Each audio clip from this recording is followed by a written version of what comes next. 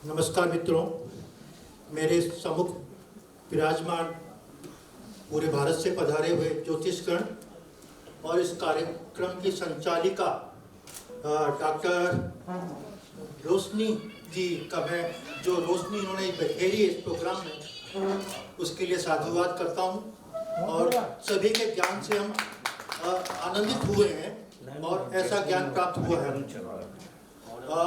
मैं आपको ज्योतिष के कुछ विधाओं के बारे में बताने का कोशिश करूंगा।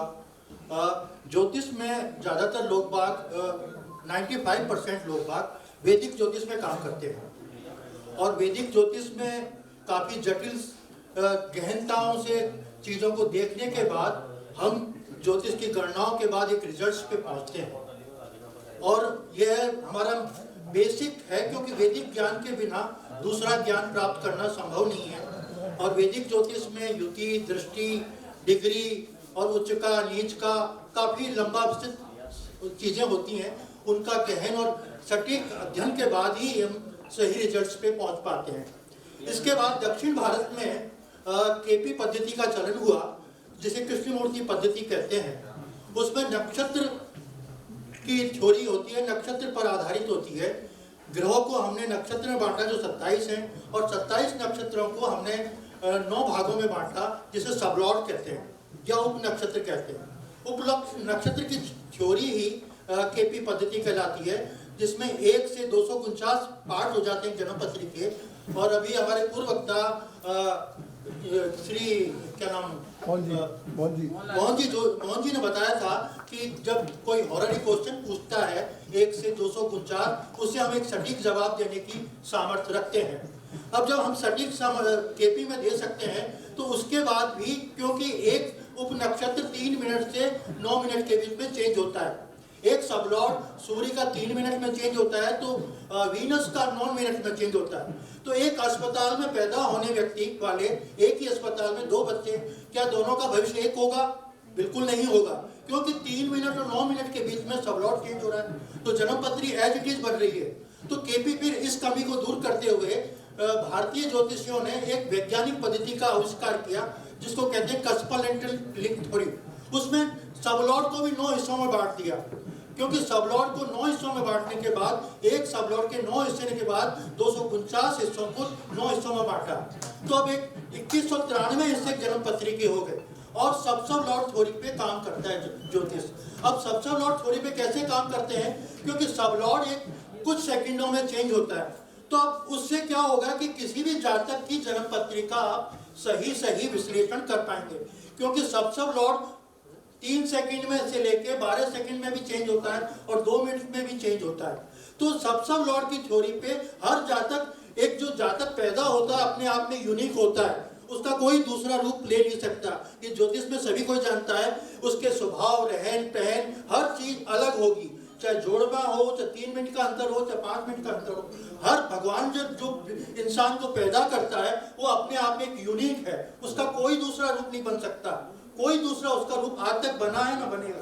तो सबलॉर्ड थ्योरी पे जो कुछ सेकंड्स में चेंज होते हैं और कुछ हॉस्पिटल की दूरी के हिसाब से, क्योंकि जन्मपत्री की मूलभूत आवश्यकताएं 3 होती हैं। 3 डाटा हमको अवश्य जरूरी सही चाहिए।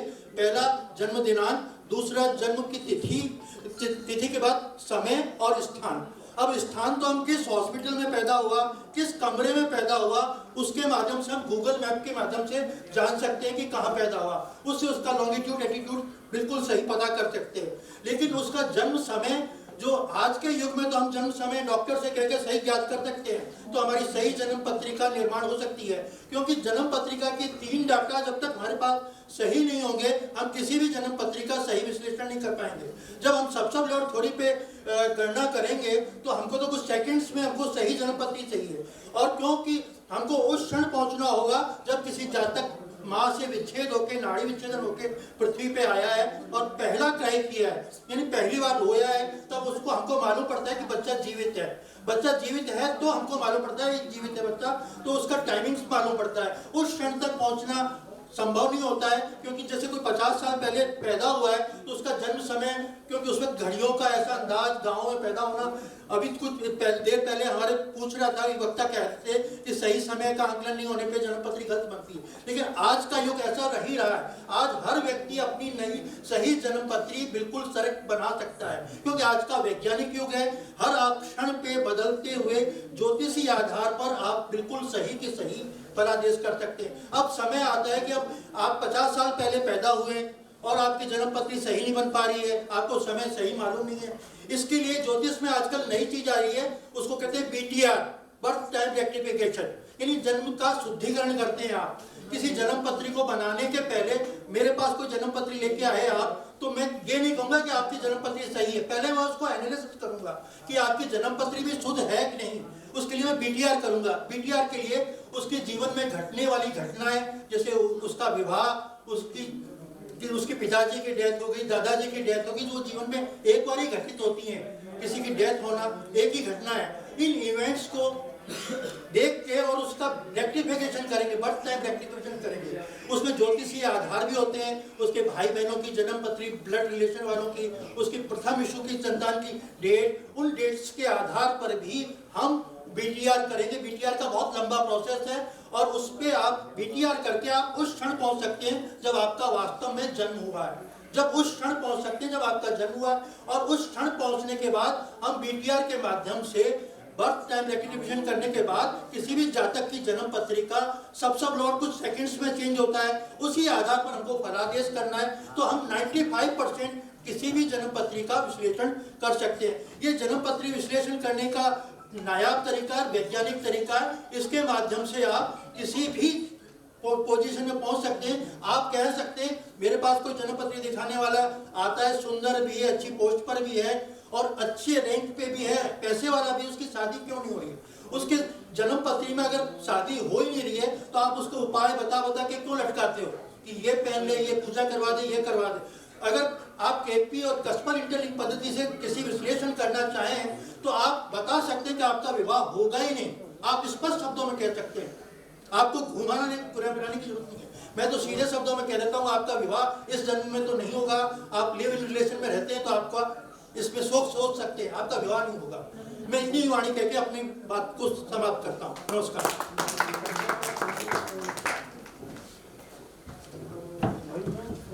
बहुत ही अच्छी बात कही। काश सलमान खान को भी किसी ने ऐसी बात कह दी होती तो परेशान नहीं होते इतने दिनों तक। काफी सारे दोस्त ये बात करते हैं कि सलमान खान की शादी क्यों नहीं हो रही, तो कभी कभी हम लोग कह देते हैं हो सकता है उसके पास 10-20 लाख रुपए नहीं होंगे खर्च करने के लिए। भाई जमाने के लिए चाहिए 10-20 लाख रुपए, शादी करनी है तो आप ऐसा नहीं होगा उसके पास जुगाड़, तो शादी नहीं कर रहा होगा बंदा। बताया हुआ है तो फिर वो क्यों हाथ पैर मार रहा है उसको? बताओ। मान ले उनसे सलमान खान से 35 मिनट तक बात हुई। अच्छा, शादी के बारे में आप साफ कह देना उनको कि परेशान ना हो। ठीक है सर, ये बहुत अच्छा किया आपने, वरना वो बेवजह परेशान हो रहे हैं। सर, वो इनकी बात झुठलाने की कोशिश करा करो, सक्सेस। अच्छा ये बात है क्या? चलो ठीक है, बहुत ही अच्छा आपने बताने की कोशिश की। और ये बात भी सही है कि पहले के जमाने में डेट ऑफ बर्थ का बड़ा इशू चलता था, मगर एक बात मैं जरूर कहना चाहूंगा कि हमारे जो पूर्वज थे शायद उनके बराबर हम इतने से भी नहीं है। हमारे पूर्वज वो तपस्वी और ऋषि मुनि हुआ करते थे कि सामने वाले का चेहरा देखकर बता देते थे कि आने वाले समय में इसके साथ क्या होने वाला है। वो उनका तप था, इसलिए वो कभी किसी से ये नहीं पूछते थे कि तारीख क्या है और कितने दिन पहले पैदा हुआ, क्या हुआ। काश ऐसी तपस्या हम कर पाए तो हमें तारीख पूछने की आवश्यकता नहीं होगी और हम सीधे शब्दों में कह सकते हैं कि तेरे साथ ये योग होने वाला है और ये वियोग होने वाला है। चलो अगले वक्ता के रूप में हम इनवाइट करते हैं, जयपुर से पधारे हुए हैं पंडित युवराज जी, तो मैं उनको आमंत्रित करना चाहूंगा। और साथ ही निवेदन जो मैं हर वक्ता से कर रहा हूं कि समय सीमा का जरूर ध्यान रखें।